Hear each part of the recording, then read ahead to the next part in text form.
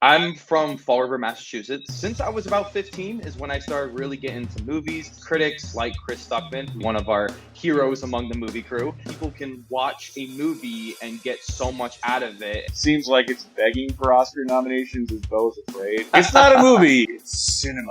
Have you already seen Beau is Afraid? Yeah, I have. I actually did a cover on the channel. You spent 3 hours of your life to watch a movie. You run a movie review channel, and you didn't bother to do a movie review for the movie you spent 3 hours watching. That says everything that we need to know about Beau is Afraid.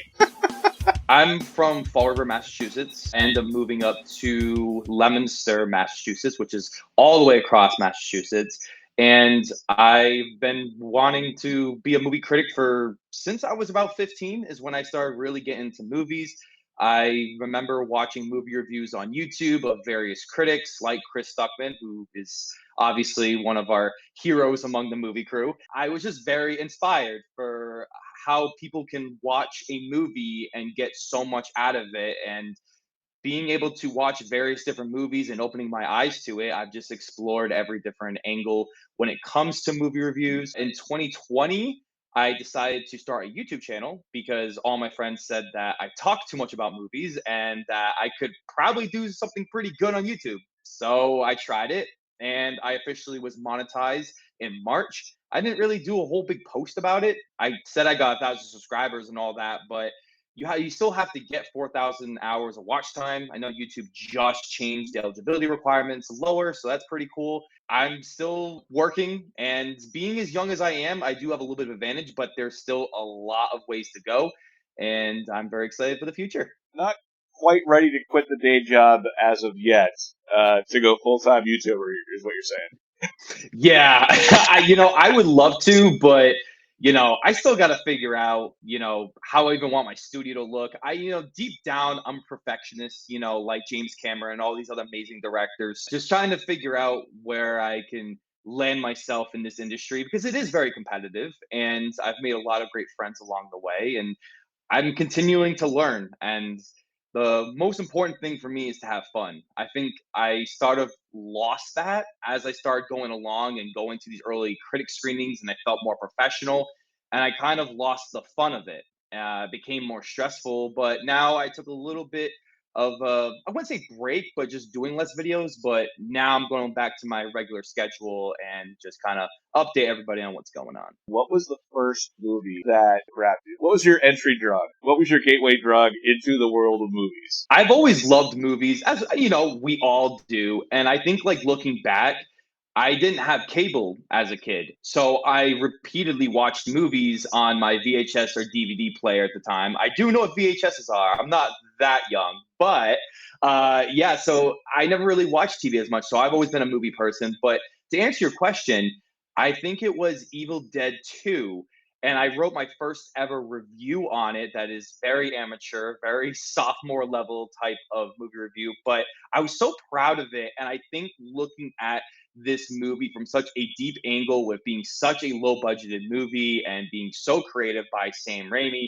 I just loved it. And horror was never really like my strong suit. My family isn't a big horror movie type of fan. So watching this, I felt kind of like extra cool, and it just opened up the door to endless movies. Funny thing is, I've never actually watched Evil Dead 2, but I've watched movies where they talk about Evil Dead 2 quite a bit too. They either talk about Evil Dead 2 in High Fidelity or Hot Tub Time Machine. There's some John Cusack movie where they're talking about, the one guy says to the other guy, if you said you watched Evil Dead 2, I believe you, but you said you watched Evil Dead 2 Director's Cut. Or, anyway, something along those lines. I haven't watched Evil Dead 2 at all, so I can't even claim that. What are your favorite movies to watch? I definitely enjoy checking out theatrical releases. I've been more open to streaming movies, but that traditional theatrical release, it doesn't get better than that. I think getting the early screenings to these big blockbuster, big budget movies, I kind of just have to take. But my favorite is honestly during Oscar season because you get all of these various small drama movies that are just so incredible, and you don't feel like there's any studio interference or anything that could like hurt that movie. And those are my kind of favorites. I also really enjoy romance movies, action movies, superhero movies. I mean, I'm a big superhero fan, but I consider myself a film nerd, film critic first, and then superheroes. So I know, judging by my posters in the background, I look like the basic film bro, but I'm looking to change those two. We're two guys. Guys don't generally talk romance movies a ton. What is your favorite romance movie, or favorite 2 or 3 romance movies? I think the first one has to be Casablanca. I mean, it kind of lines of drama, romance, but that movie is incredible.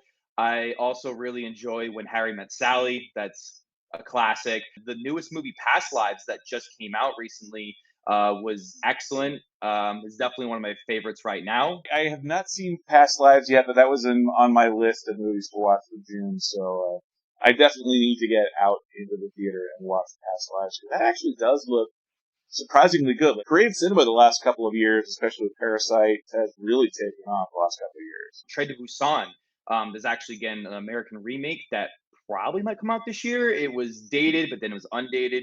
That movie was excellent. I've also been watching The Handmaiden, that I thought was great. I also watched Decision to Leave. I thought was excellent as well. So by Park Chan Wook. So I've been trying to watch more Korean cinema. Like you said, they have been on the rise. They've been amazing. Bong Joon Ho is obviously one of the best directors from Korean cinema. So they're just on the rise. Oscar movies traditionally start to come out in the fall and wintertime and get in right underneath that December 31st deadline. Have you seen any movies so far this year that you would consider films that could get Oscar nominations? First one would probably be Past Lives. I would love for it to be nominated. It is distributed by A24, who they won Best Picture last year for Everything Everywhere at Once. I don't know if it's going to get the type of buzz that that movie got, just because of its big names and just of its appeal. But this movie was incredible. It really was worth the hype that it's getting.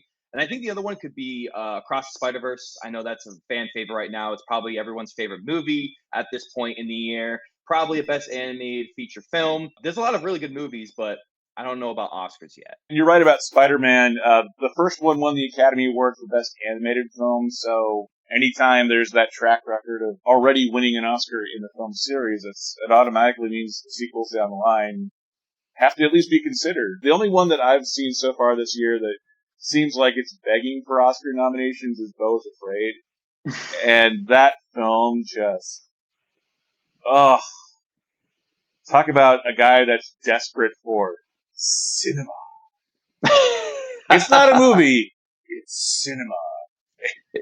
And it's I will like force, and I will force you to watch all 3 hours of a film, even though it really should be a 6-episode miniseries, and then for it to all be about mommy issues. Sorry, enough about Beau is Afraid. Have you already seen Beau is Afraid? Yeah, I have. I actually didn't cover it on the channel, but I actually thought it was pretty good. I do agree with you on the miniseries aspect. I thought it was a visceral experience. Let me tell you, it was creative.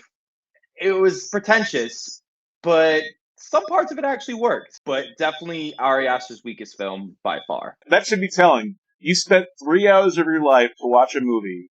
You run a movie review channel, and you didn't bother to do a movie review for the movie you spent 3 hours watching. That is a That says everything that we need to know about Beau is Afraid. I guess one tidbit is that I actually worked in a movie theater and I dressed up as various characters before the pandemic started, and I was really good at some of these costumes. I don't know if I've shown a lot of these costumes on my social media page or whatnot, so I'll probably have to do that. And at that same theater that I worked at, I used to movie hop at that theater all the time. So I'd go almost every Saturday and I would movie hop and I would plan all the show times. And this was like 2015 to like 2018. It was a fun time. I'd be there from like 11 a.m. till like 10 o'clock at night. We're just watching movies all day long. So sorry for stealing movies. I knew we must have something in common because I also worked at a movie theater in high school. A 7-year veteran of the movie scene. And I butter on that. Cleaning up children's movies and all that. But yeah, free movies. That was the key with working at a movie theater during those years. Thank you, Bradley Carreiro. for getting to know you.